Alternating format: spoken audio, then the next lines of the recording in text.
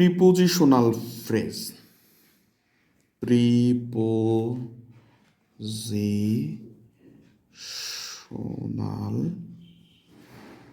Phrase. বাক্যে যে phrase প্রিপোজিশনের মতো কাজ করে তাকে প্রিপোজিশনাল ফ্রেজ বলা হয়। তাহলে আমরা একটা উদাহরণের মাধ্যমে সেটাকে শিখতে পারি যে in spite of my illness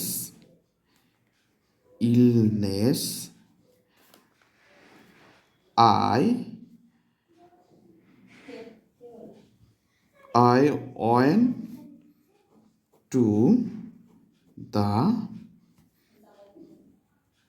meeting.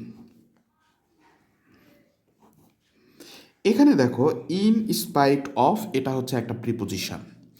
যেহেতু এটা প্রিপোজিশন তাহলে আমরা এখানে দেখতে পাচ্ছি এটা হচ্ছে prepositional phrase.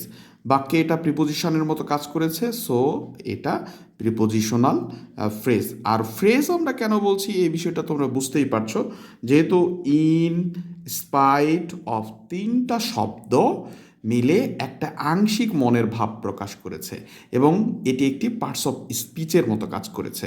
In spite of একটা প্রিপোজিশনের মতো কাজ করেছে, সো আমরা এটাকে প্রিপোজিশনাল ফ্রেজ বলছি।